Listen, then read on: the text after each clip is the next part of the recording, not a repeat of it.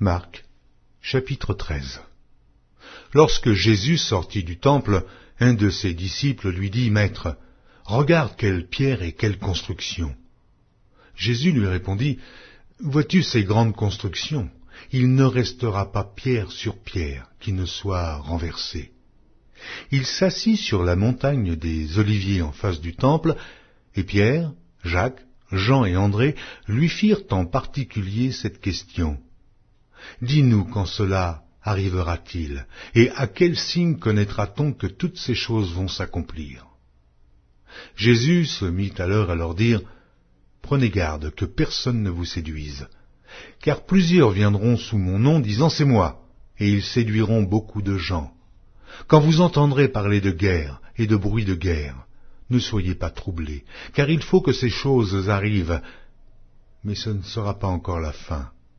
Une nation s'élèvera contre une nation et un royaume contre un royaume. Il y aura des tremblements de terre en divers lieux, il y aura des famines.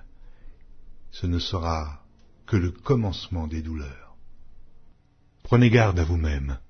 On vous livrera aux tribunaux, et vous serez battus de verges dans les synagogues. Vous comparaîtrez devant des gouverneurs et devant des rois à cause de moi, pour leur servir de témoignage. Il faut premièrement que la bonne nouvelle soit prêchée à toutes les nations.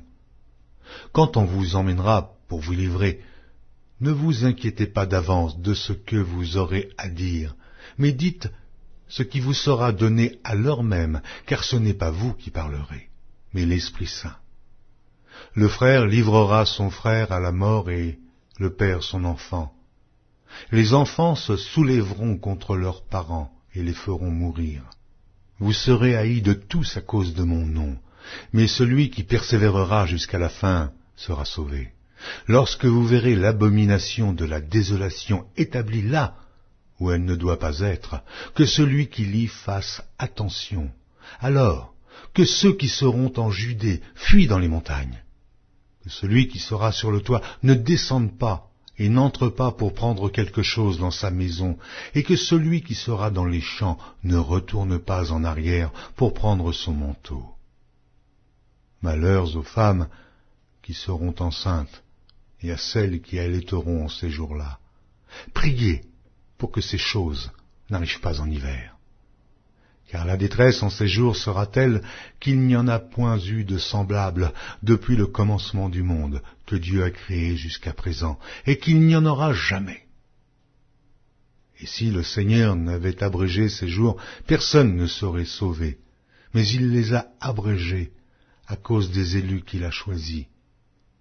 Si quelqu'un vous dit alors le Christ est ici ou il est là, ne le croyez pas, car il s'élèvera de faux Christ et de faux prophètes. Ils feront des prodiges et des miracles pour séduire les élus, s'il était possible. Soyez sur vos gardes. Je vous ai tout annoncé d'avance. Mais, dans ces jours, après cette détresse, le soleil s'obscurcira, la lune ne donnera plus sa lumière, les étoiles tomberont du ciel, et les puissances qui sont dans les cieux seront ébranlées. Alors on verra le Fils de l'homme venant sur les nuées, avec une grande puissance et avec gloire. Alors, il enverra les anges, et il rassemblera les élus des 4 vents, de l'extrémité de la terre jusqu'à l'extrémité du ciel. Instruisez-vous par une comparaison tirée du figuier. Dès que ses branches deviennent tendres et que les feuilles poussent, vous connaissez que l'été est proche. De même, quand vous verrez ces choses arriver, sachez que le Fils de l'homme est proche, à la porte. Je vous le dis en vérité, cette génération ne passera point que tout cela n'arrive. Le ciel et la terre passeront, mais mes paroles ne passeront point.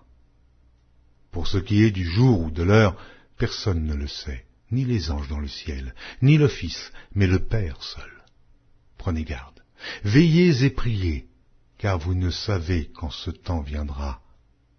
Il en sera comme d'un homme qui, partant pour un voyage, laisse sa maison, remet l'autorité à ses serviteurs, indique à chacun sa tâche et ordonne au portier de veiller. Veillez donc, car vous ne savez quand viendra le maître de la maison, ou le soir, ou au milieu de la nuit, ou au chant du coq, ou le matin. Craignez qu'il ne vous trouve endormi à son arrivée soudaine. Ce que je vous dis, je le dis à tous. Veillez.